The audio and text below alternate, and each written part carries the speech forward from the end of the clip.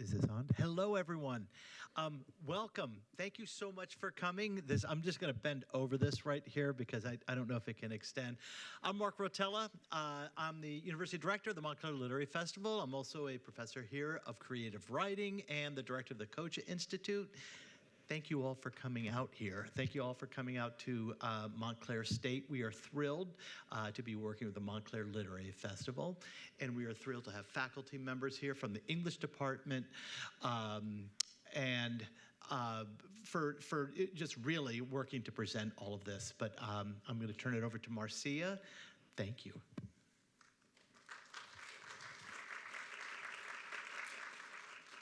I'm Marcia Marley, and I'm the Executive Director of the Literary Festival. Welcome. Thank you, Mark, and I want to give a special shout out to our collaborating partner, Montclair State University. Your partnership has been invaluable this year. In fact, our festival events would not be possible without our very generous sponsors and partners. Too numerous to actually go over, but they're over there on that board. And I am deeply grateful for your support, as well as all of our volunteers, because we could not do it without you.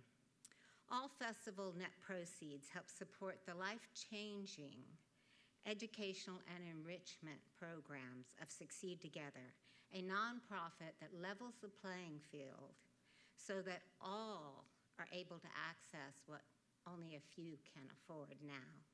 To donate or learn more, visit our website, succeedtogether.org. So, welcome to tonight's event. The Literary Festival is a celebration. It is a celebration of the written word. It is a celebration of the exchange of ideas. And it's a celebration of diverse cultures in our community and abroad. We are honored tonight to have author, poet extraordinaire, opera librettist, and professor Tracy K Smith in conversation with Montclair's Dionne Ford.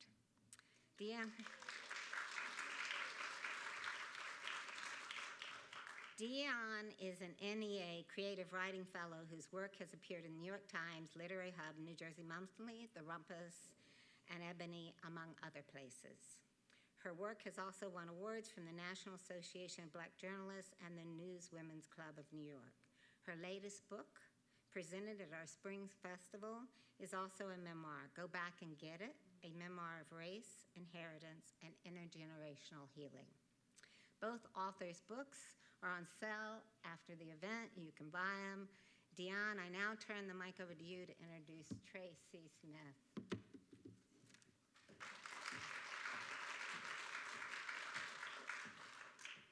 Thank you. So I'm a big fan of our author, Tracy K Smith. She's the author of 4 previous books of poetry, The Body's Question, winner of the Cape Canem Poetry Prize, Duende, winner of the James Laughlin Award of the Academy of American Poets, Life on Mars, winner of the Pulitzer Prize, and Wade in the Water, winner of the Anisfield Wolf Book Award.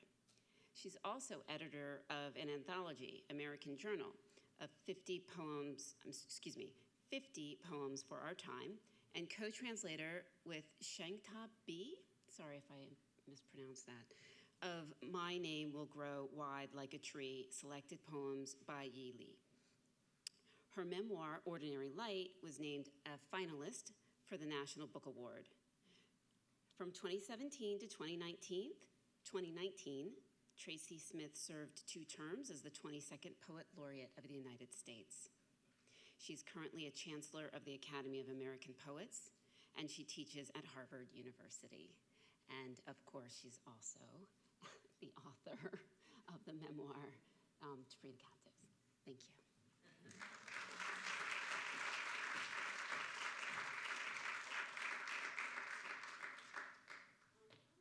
We have 2 mics here if you need them. I think that'll be better. Yeah. Okay, great. Thank you.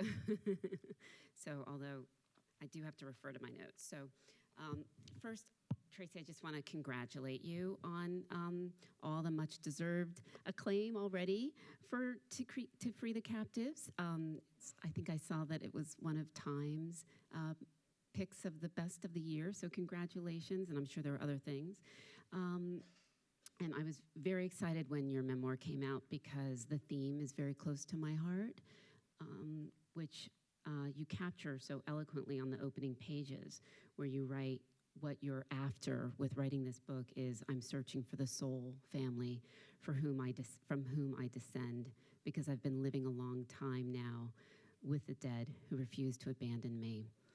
And I thought that was just really kind of captures the theme.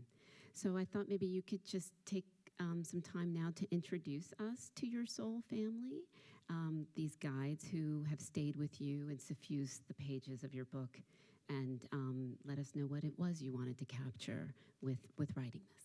Oh, thank you. What a lovely way to start. And I haven't really spoken about that part of the book. I lost my mother when I was 22, and that is really the reason for my first memoir, Ordinary Light. And I feel lucky to have had my father in my life longer, but he also passed away in 2008. And I do feel that they are presences in my life. I especially feel my dad, who I feel is always nudging me to look at things. Usually it's something that has to do with nature, or reminding me of things that I know but have forgotten.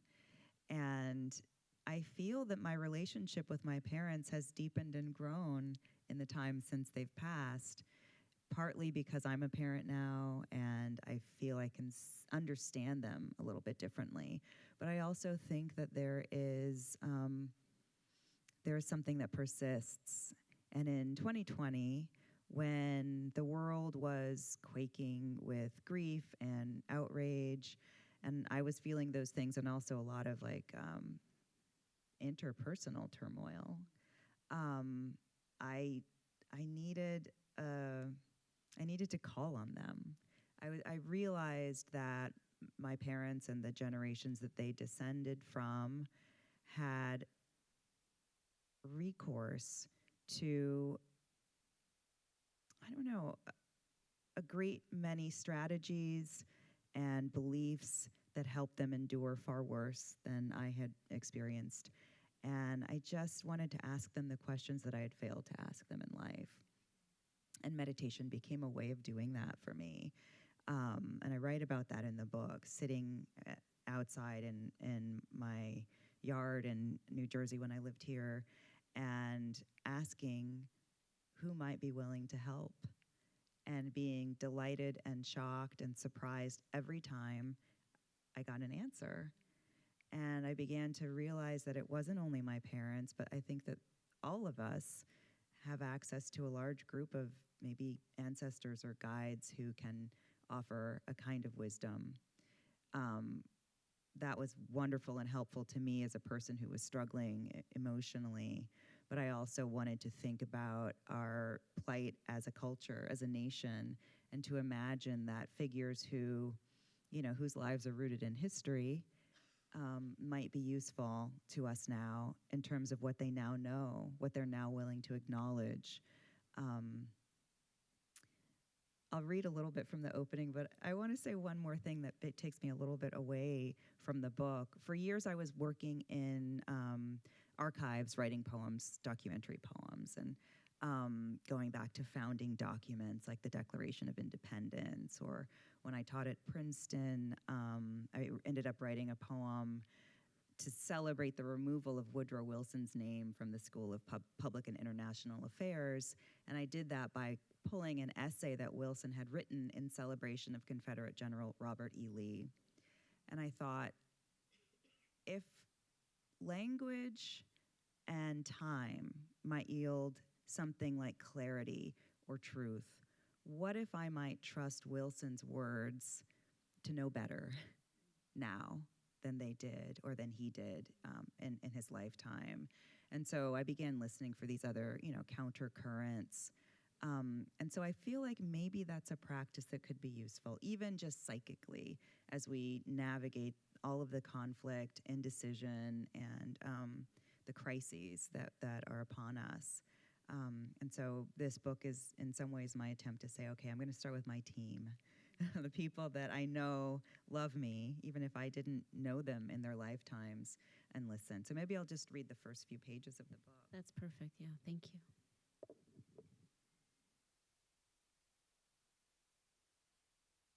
And it kind of begins with something like a spell, almost. I want to invite, there's a lot of poetry operating in this prose. It's sonic, it's rhythmic, there's internal rhyme, partly because that helped me feel like I might listen to something other than my own memory.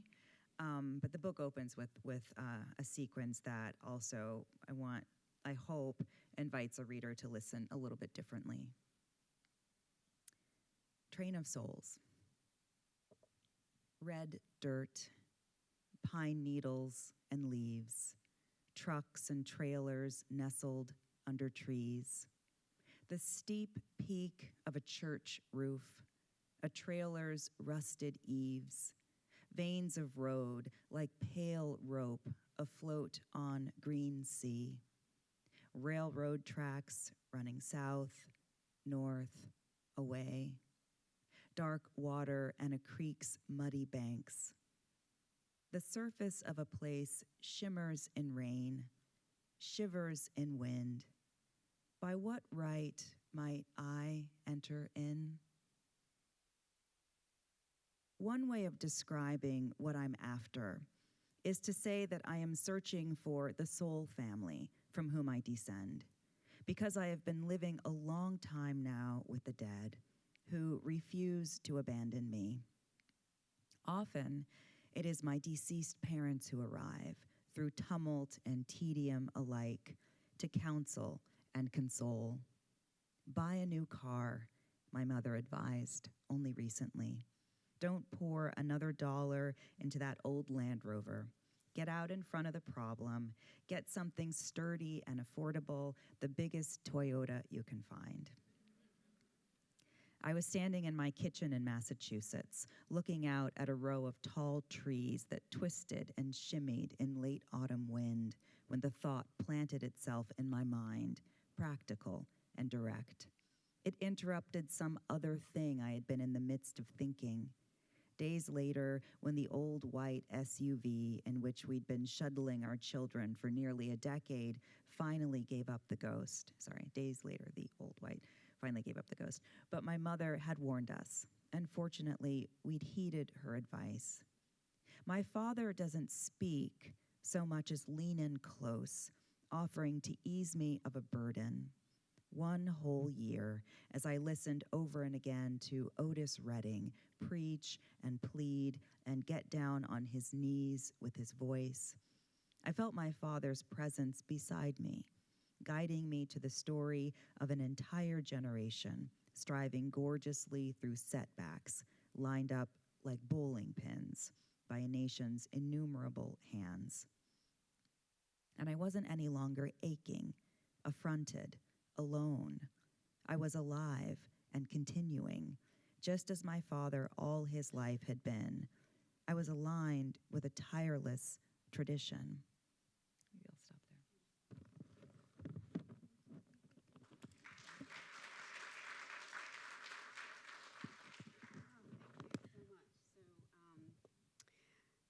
So yeah, that poem is like almost meditative. Thank you so much for reading. So you spoke of your mom and your dad, and we are introduced to your father early on in your book. And we learned that he enlisted in the Air Force, like my dad, and when he was young. And we also learned that there are things you learned about him from his military file that you didn't necessarily know, in life, but certainly that, there's obviously stories that he passed on to you. And one thing that I found interesting was that you talk about, by reading through that file, you realize that there were things that he protected you and your siblings from, to give you kind of a psychic freedom, right? And so I was struck by the connection you make of his experiences in the service to this continual war that Black people here in the United States fight, against racism. So I just wondered what stories that your father himself may have told you are kind of emblematic of that, I'm sorry, spoke to this kind of like perpetual war, if there were stories that he told you personally, and then if there were stories that you found in the file that he would not have shared with you to protect you.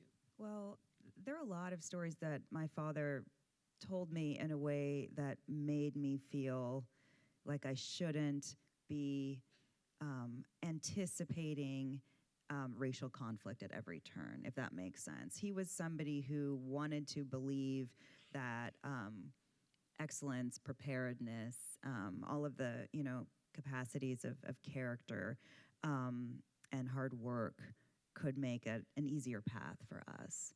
He was skeptical when people would complain and lead with, well, this happened because we were Black. I think in part that might be the generation he came from, but I also think it was a coping mechanism for somebody who had grown up in Alabama in the 1930s and 40s.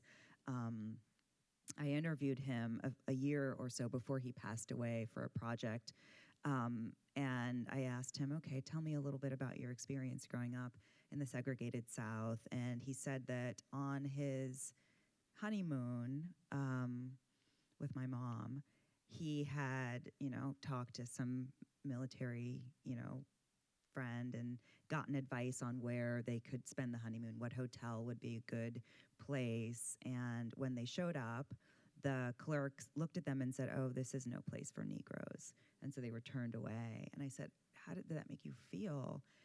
And were you angry? Were you hurt? Did you speak up? And he said, I went somewhere else and I enjoyed my honeymoon.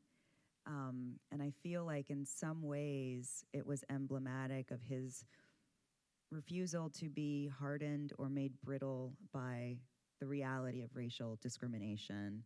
And many of the memories that he shared with me had to do with the joy of community and family. I understand that meant ever more because of the reality of crossing out of that space and the tenor of welcome and having to brace yourself. But there was one story I learned in going through his papers, and this is one of those things where I feel like he said, come on, open that box, open that envelope. Could you just read this thing?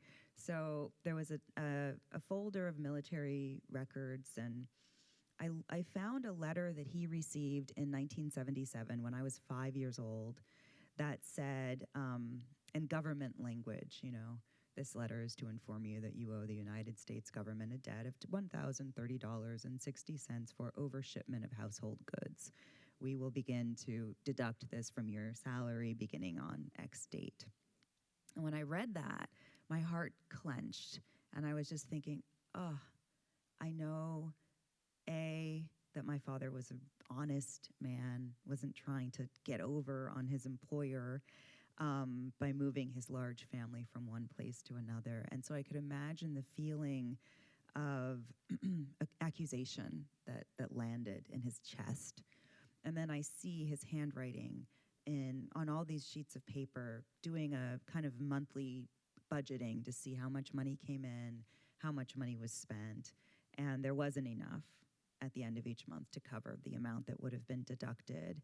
And then I see he had handwritten this letter, his draft of a letter, contesting this charge, which begins, I am a career airman, and he talks about the various non-voluntary assignments, that are usual for people in the Air Force.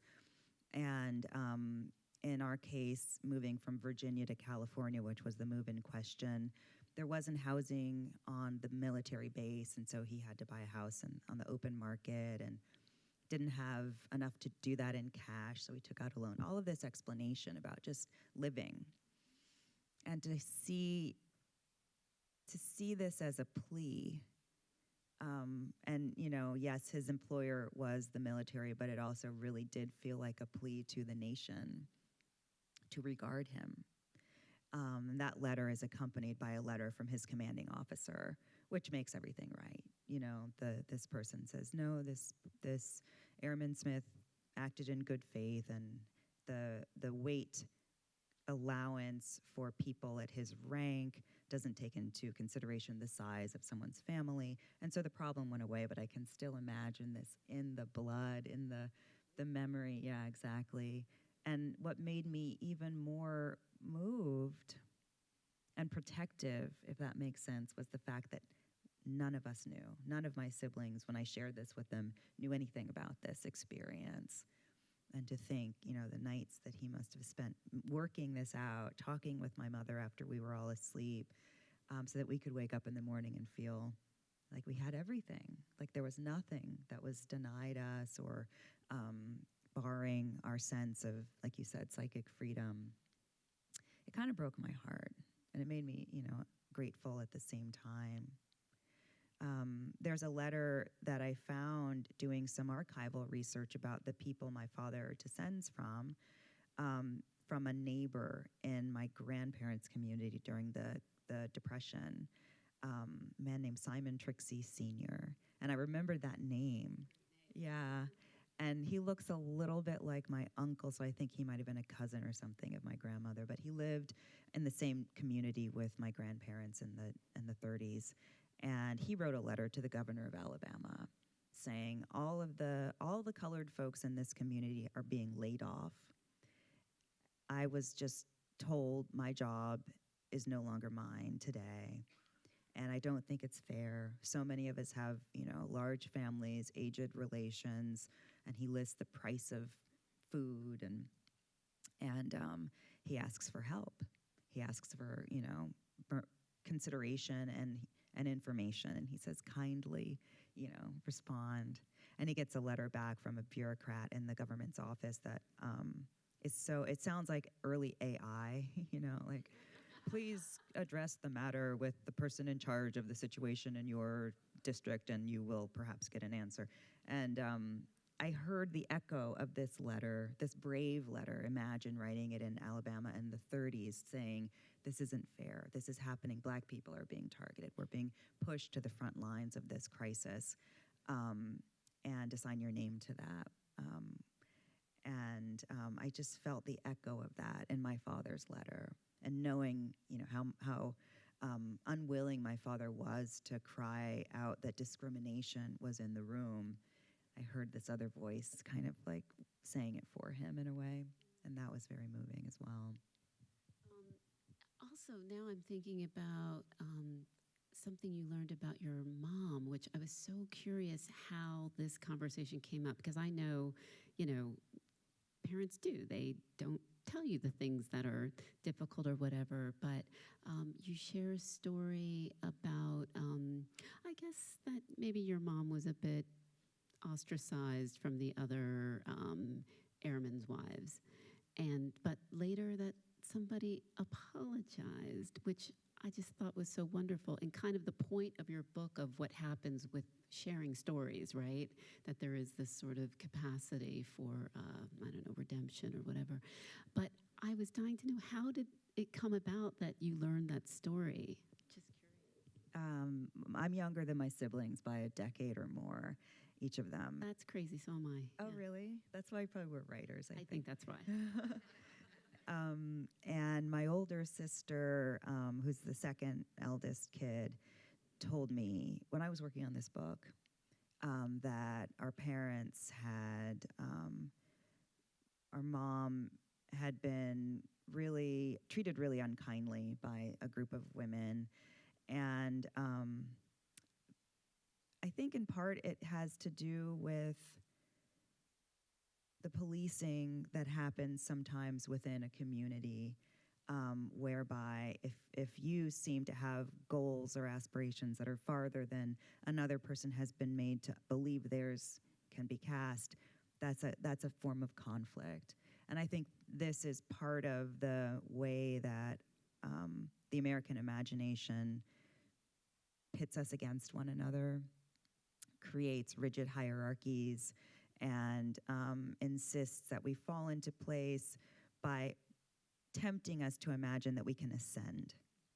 And so I imagine that these women saw this, this person who, my mom sewed a lot and was, interested in making our home nice. And my parents were pretty strict, especially when they were younger.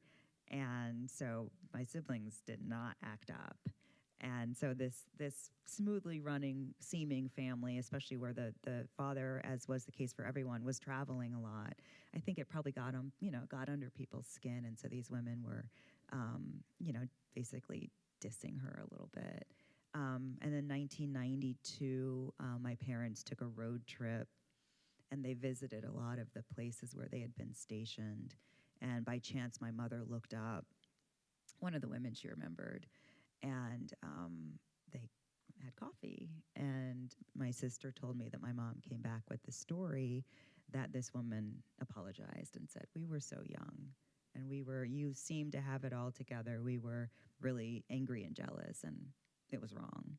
So that's a nice story. I think in some ways it also affirms this sense that time allows us to see ourselves and others with a different kind of clarity, which makes me really interested in how often our day-to-day lives are made to feel hectic and rushed, how our patterns of interaction are in haste.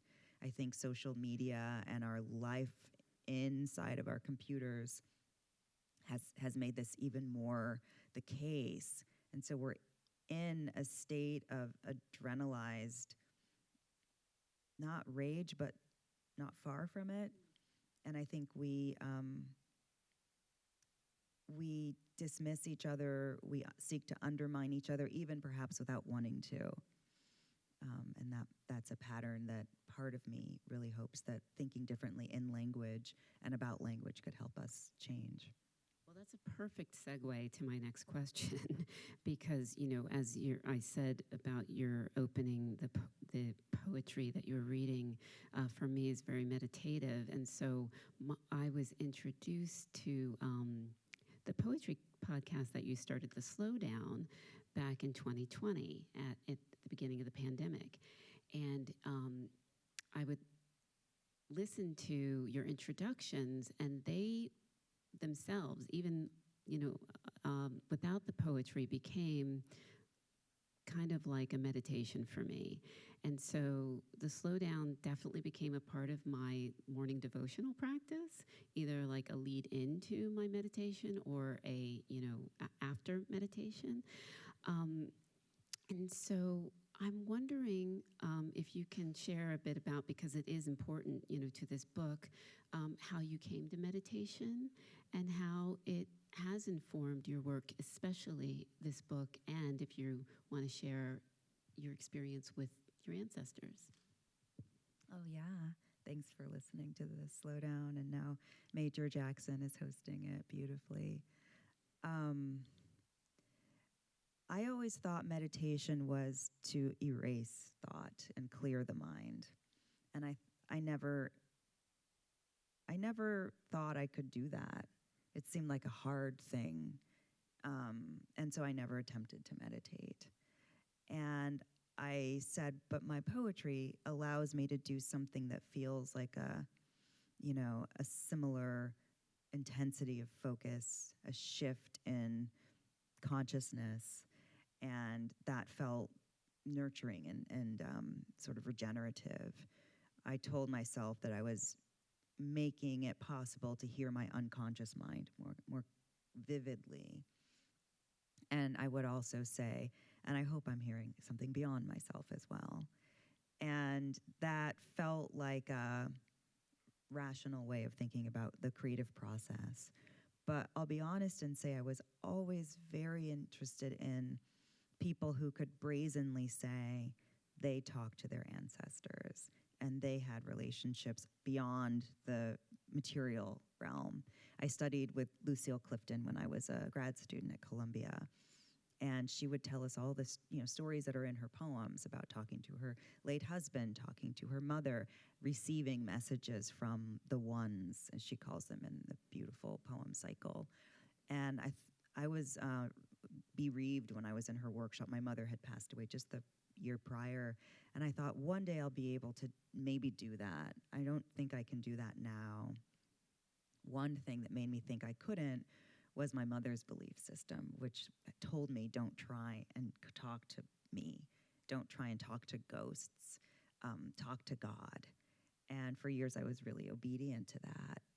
But, in more recent years, that wasn't enough.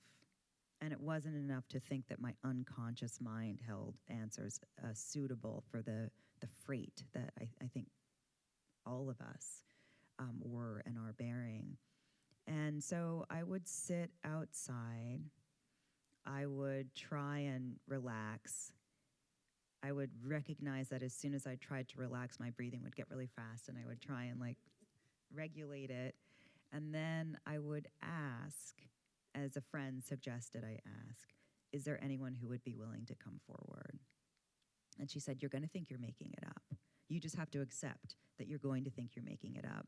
But if you can wait, you will often enough be greeted by some feeling of presence. And I thought, this is never going to happen for me. But I tried, and maybe not the first time, but eventually I could calm myself enough to be greeted by something that felt like presence, to feel the impulse of a word, almost like in my mind's ear, or images that seemed to suggest meaning. And it was very exciting. Suddenly I felt like we are in a much bigger system than we think we are. And that scale shift gave me a little bit more, courage to say, okay, I'm in this world and there's a lot that's dragging me down, and I want to be capable of mustering up. And so there are many things that I talk about in the book that emerge through this process. One scene that I described was feeling really, angry at the world and confused about why there's so much anti-Black sentiment, action, and just asking, why does the world hate us so much? And hearing this message that said, we live, we die, we return, that is our purpose. And I was angered by that. I was thinking, how can you tell me that we live and we die and that's our purpose when everything in America is telling me the same thing? I don't accept that. And then I felt the voice gentle a little bit, and it became motherly in a way. And it said, oh, no. This is life. It is not some easy thing. Nobody gets off, not even God. Just imagine how God feels. And suddenly there was a kind of, something in me gentled as well. And I was able to kind of think about this differently and imagine that our work might be what this voice went on to tell me, which is we are here not to be loved, not even to be victorious, but to plant love in whatever way we can, seeding the earth so that it might proceed or something like that. And I just was so humbled and enlarged at the same time. And so that became another thread almost of logic or living theory to think about what is our task here. And it helped me make a different kind of sense of what right now I want to call Black time, which is the way that time exists in the imagination of people who descend from enslavement. And I think about the ancestors of mine and yours and others who would have said, I'm not necessarily going to see freedom, but to imagine that my children might, or that their children might, is a reason to keep on enduring this, to keep going. And in my vocabulary, that adds a powerful cosmic dimension to the word soon. As in, a hymn like soon and very soon we are going to meet the King. And so I just began to want to scale my understanding of what I'm doing to that time scale a little bit, not as a way of surrendering and saying, oh, well, maybe not, but as a way of saying, well, maybe not. But what I'm doing is essential to this other project that will take lives and times.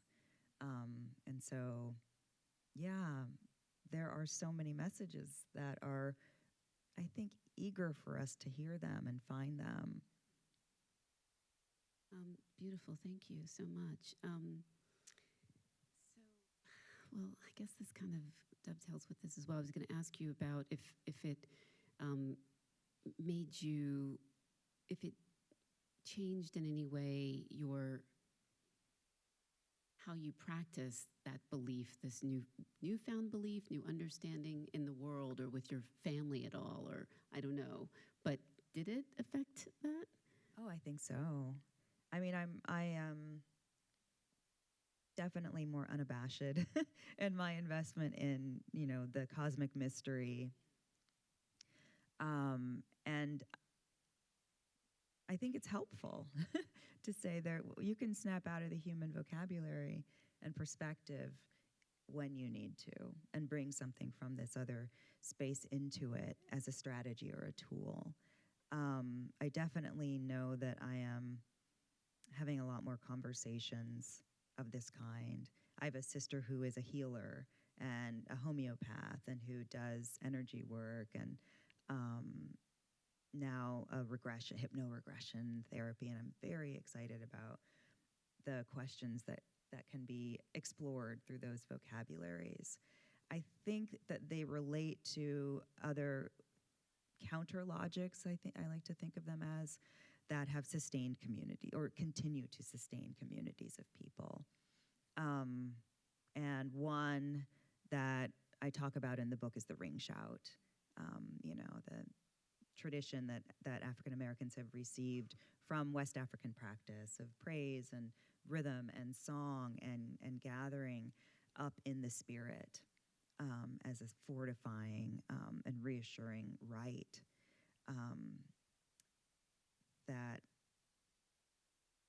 I think, if we allow it to, is capable also of enlarging us in some of these same ways and more. My poems are coming a little bit from that. The poems, there's some new poems in Such Color, which is my new and selected poems that came out a year or two ago, that are literally call and response, dialogic in that way. And I just feel like we have so much need, and the institutions that always seemed, at least to me, capable of settling things, fixing things, don't quite seem functional to the same extent. And I think some old ways in the various vocabularies in which they exist might be worth tapping into. Did you want to read something from your collection? Oh, sure. Yeah, is that okay? All right, great. Thank you.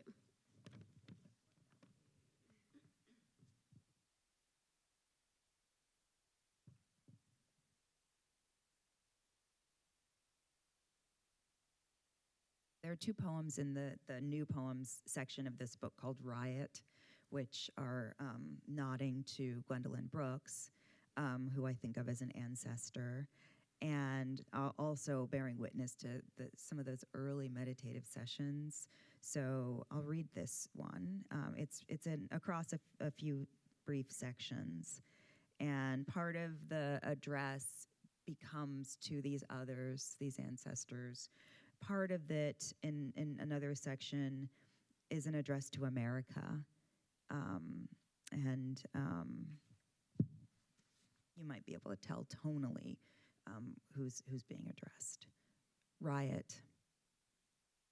Sometimes I feel the black in my heart like a map made of tar.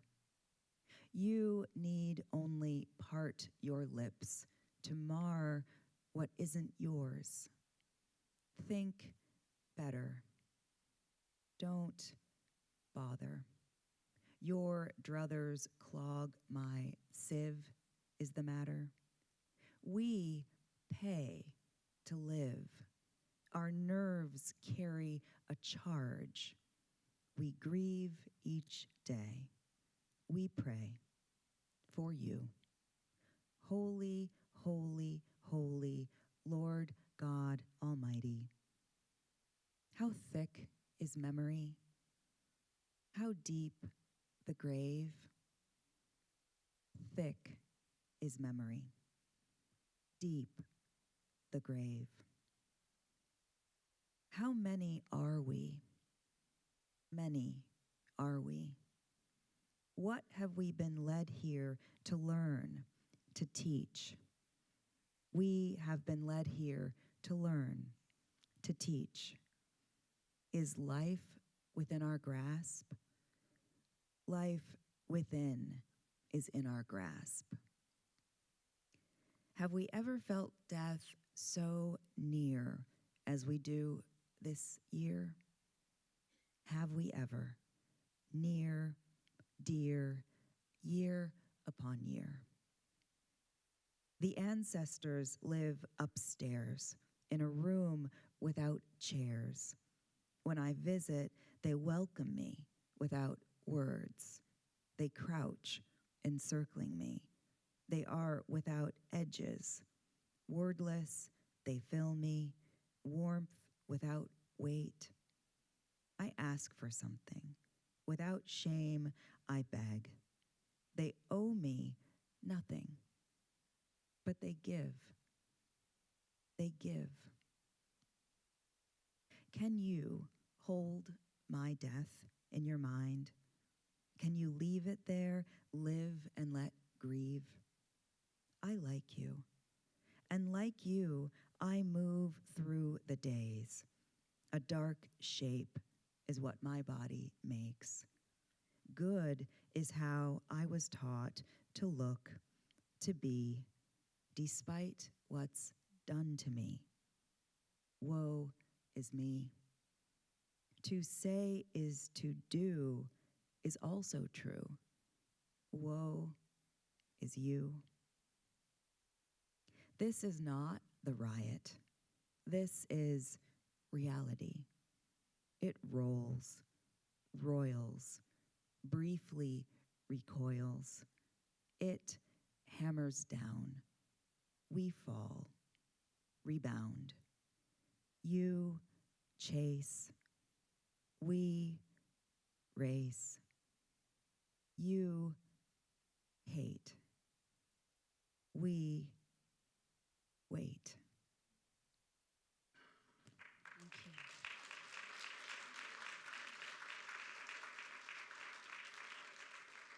Beautiful. Thank you so much. So much of your work is memory, about memory. And so that brings me to my next question in the sobriety section, where you write about a time in your life where my living had become an attempt at forgetting, you say. And that seems our country's struggle with, as well as something you highlight when it comes to the archives and their silences and what they highlight and what they purposefully leave out. Whether it's the archives or also even monuments, right? What we choose to memorialize. So this whole section reminded me of the idea, which we were talking about earlier, of saudade, which you write about in your lovely poem, Minister of Saudade. That desire for something that we never really knew or that never really existed. And so I wondered how the concept of saudade plays out in this work, or well, in this chapter, but in the work, it seemed to be a theme as well. And I wondered if that was something you were thinking about with this book. I like that you're making the connection. I wasn't consciously in that vocabulary, but definitely that chapter.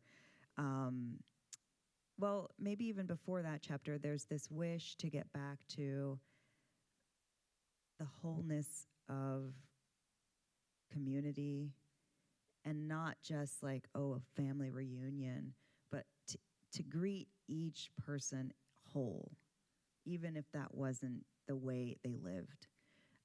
And I think that's the wish of the looking back, or I think up almost toward history, or toward the generations in this book. But then there's another kind of longing in that chapter, sobriety, which was much more self-centered.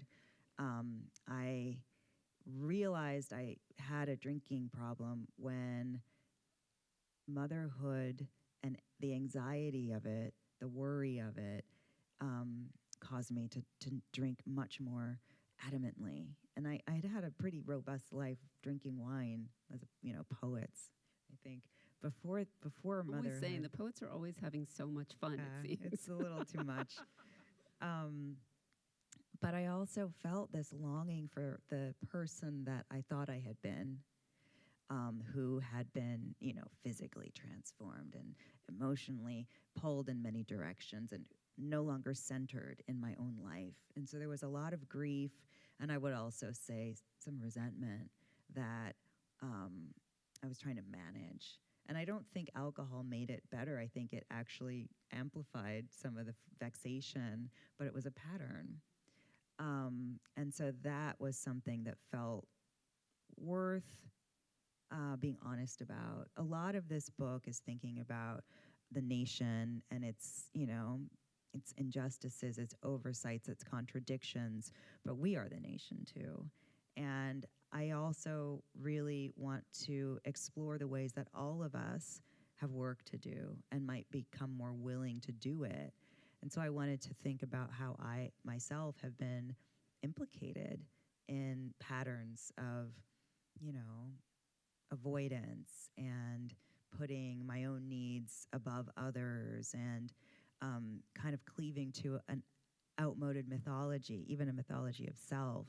And so this chapter was a way of doing that and realizing in language that sobriety is accountability,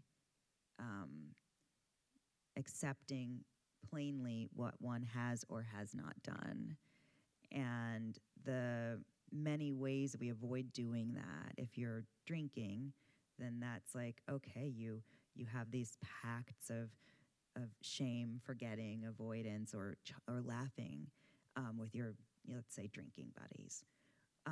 If you're a nation, you have versions of that with all of your failures and your crimes with those others who are complicit or who become complicit in their silence. And so I was thinking, what if sobriety could be helpful to us as participants in like civic life? And so that's the outcome. And I guess, it asks us to put away the romance of nostalgia or saudade. Yeah, that's what struck me, was this idea of accountability as well. That really struck me in this chapter. I think I'm getting the nod from Marcia that I'm supposed to end. Do I have one more question? One more question, Okay. and then we'll have a couple of audience. Okay, great. I have two, so I'll just ask one, and maybe someone in the audience will ask the one that I can't ask.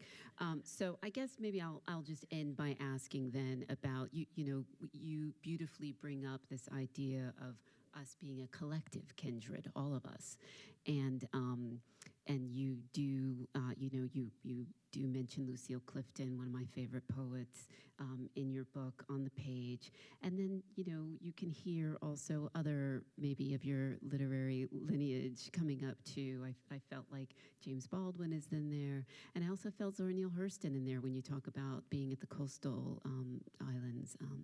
And so I was just wondering, besides these people, I think you just mentioned Gwendolyn Brooks too, if you could tell us who your literary ancestors are. Oh, wow. Why does it always feel hard to gather them up when I'm asked, like, with a microphone? Rita Dove. She was just honored last night at the National Book Awards with a Lifetime Achievement Award. Her book, Thomas and Beulah, in which she imagines her grandparents' courtship and marriage, and the world in which it was situated, made me really hopeful that one day I could write about my family. I remember writing poems that were basically just trying to be carbon copies of moments from that book, but putting my parents as young people in the lines. But it was exciting to see someone who said these quiet, humble lives are worthy of literature. And that was one of the first voices for me who made that plain. And I am very terrified to say that I claim to descend from Toni Morrison. Yeah, I know, but like I just feel like she's up there like, girl, really?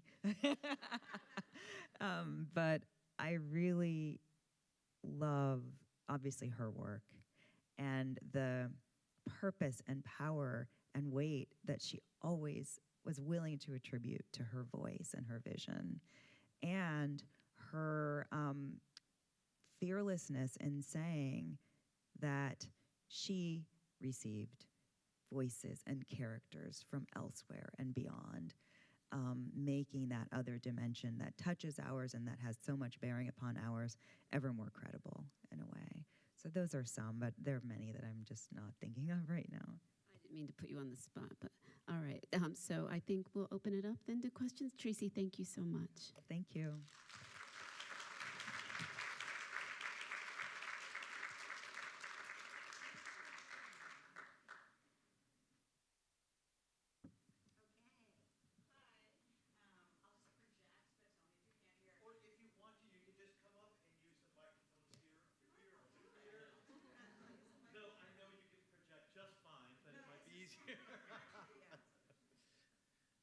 This is better for everyone if we talk in a microphone.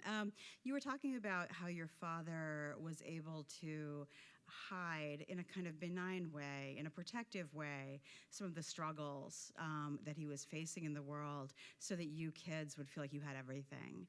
And I'm curious how and whether and in what ways you do that for your own children. I know there's a part in this new book where you talk about talking with your daughter about police violence against Black men, and in what way do you mediate or soften, or and how do you think that motherly act, parenting act, affects you as a writer as well? That's a great question.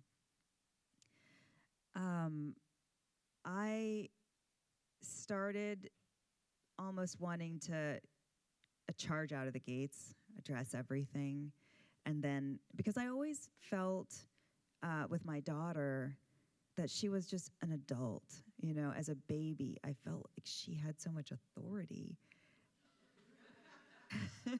And so I always would begin with honesty. And then I would I have come to realize that she's a child, and that is not what she always needs. All of the questions don't have to be answered as if, I'm in court. And so I'm tempering that more. But some of those younger conversations about all kinds of things, like talking about slavery with her as a young kid, answering her questions about, human biology, and then getting notes from school saying, Naomi is very comfortable talking about some big topics that all the other kids might not be ready for, and realizing like, okay, this isn't necessarily the method. And so I'm tempering it. And part of it, I think, maybe is becoming willing to do in life what I've been trained to do, to be willing to do in poetry, which is to leave some mystery, to leave some things undecoded, and to talk toward some of the complexity of what we don't know, or what we might not yet, take on head on. I feel that way, especially I have two 10-year-old sons who are both on the autism spectrum, and so they're younger than my daughter was at the same age. I haven't had the same type of conversation with them about the police that I had with Naomi. It's been gentler. And sometimes I think, am I doing them a service or a disservice? I try and, guide and warn and suggest this is how we behave. but to give them evidence of why this is, I haven't yet chosen to do that. And I trust that I might know when the time is right for that.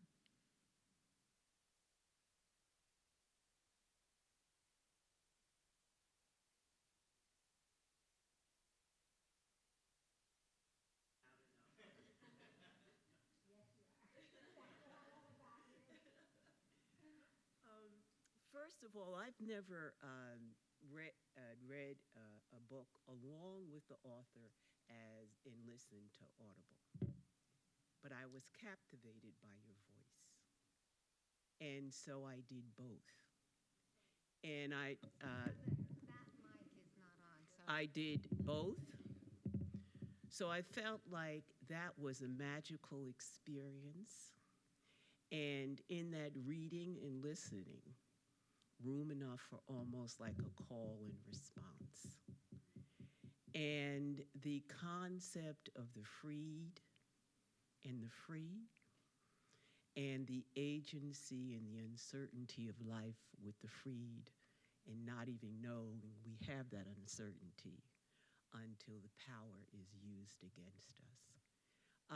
So I just want to tell you that not only did I have an experience of that call and response with you, but I feel like I know and loved your uncles and your fathers and able to rise to the challenge and listen to the ancestors and take that message too.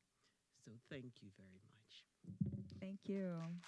That's so kind.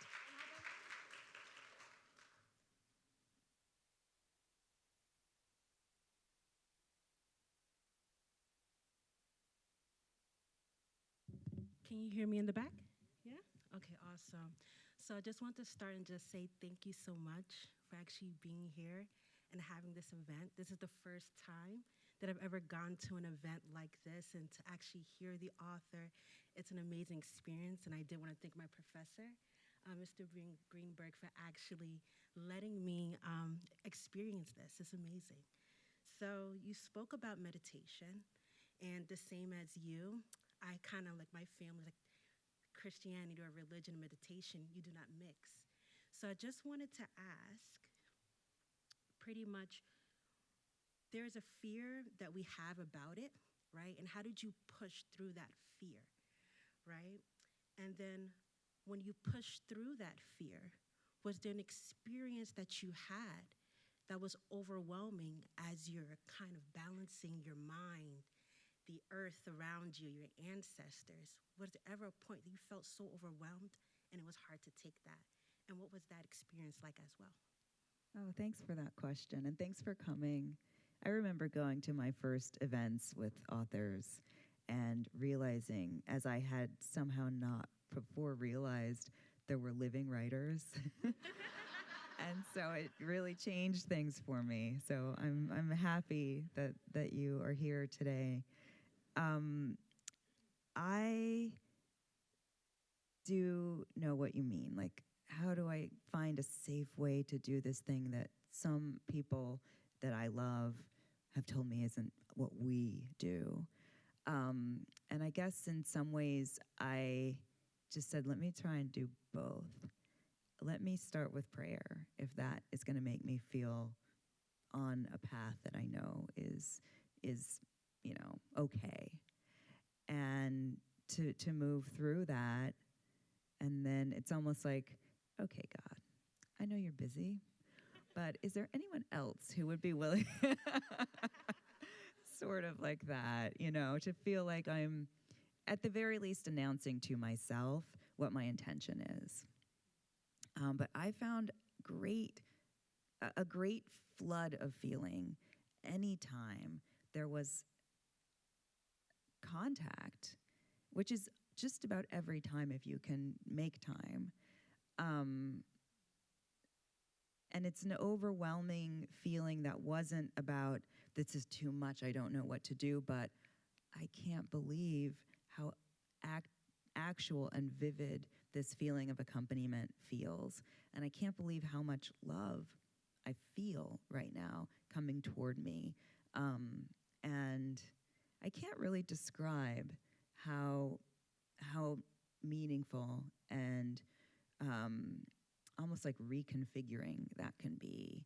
There's a scene in the book where I describe a particular meditation where I was just at home on my couch, but I was really struggling with a lot of demands and not feeling certain that I was going to be able to be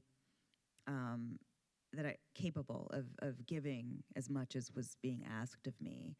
And there's a moment where I felt that many, many, many, many ancestors, in an attempt to be helpful to me and lend me some of their strength, what I could see with my eyes closed and in the sense of the mind's eye was just them climbing into my chest as a way of fortifying me. And it was just, I know this won't make sense to some people, but it felt like a way of saying, you are worth this trouble. We're going to do this for you because we can, because what you are seeking to do and being asked to do is important. And sometimes I think there's a feeling of despair when you're like, oh, it's just my stupid life and I'm not even good at it.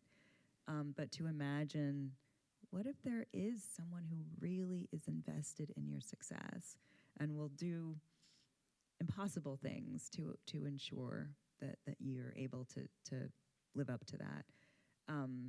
And so that's a feeling of immense gratitude and centeredness, even in your own life, that's overwhelming in the best of ways. Yeah, thank you.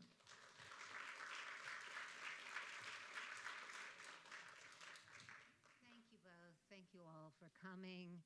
And they both will be signing their books right outside. And don't forget, if you didn't get a free parking pass, to get it before you go out. And one more thing, save the date. Our 2024 Montclair Literary Festival extravaganza will be April 27th through May 4th. I hope to see you all there.